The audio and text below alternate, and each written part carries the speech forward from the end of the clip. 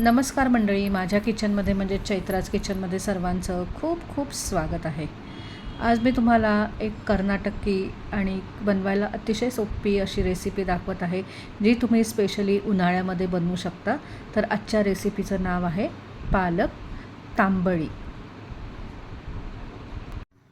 दारात छान पालक आलेला आहे। तर आता या पालकाची सगळी पानं काढून घेत आहे, स्वच्छ धुवून घेणार आहे आणि मग तांबळी बनवायला सुरुवात करत आहे।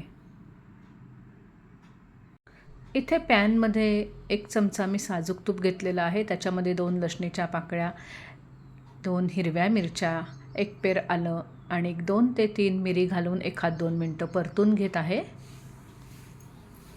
त्यानंतर याच्यामध्ये मी धुतलेल्या पालकाची पानं घातलेली आहेत, ती सुद्धा 2 ते 3 मिनिटं परतून घ्यायची आहेत आणि नंतर पूर्ण हे थंड करून घ्यायचं आहे।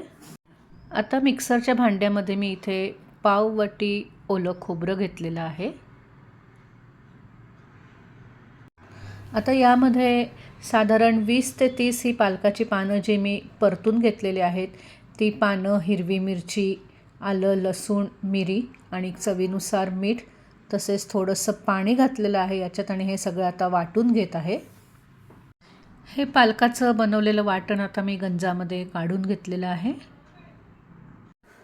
बनवलेल्या या पालकाच्या वाटणामध्ये मी साधारण 4 वाटी भरून ताक घेतलेलं आहे आणि हे थंडगार ताक याच्यामध्ये घालून हे छान मिक्स करून घेतलं आहे।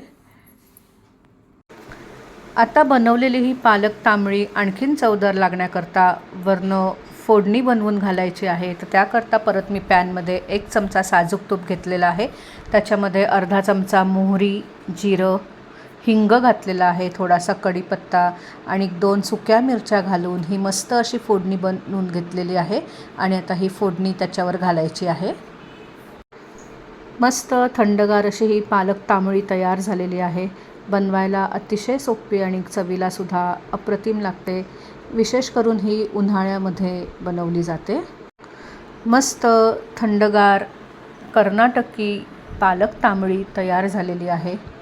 ही नुसती प्यायला तर खूप छान लागतेच, या व्यतिरिक्त गरमागरम भाताबरोबर सुद्धा ही खूप छान लागते। तेव्हा तुम्ही ही पालक तांबळी नक्की करून बघा।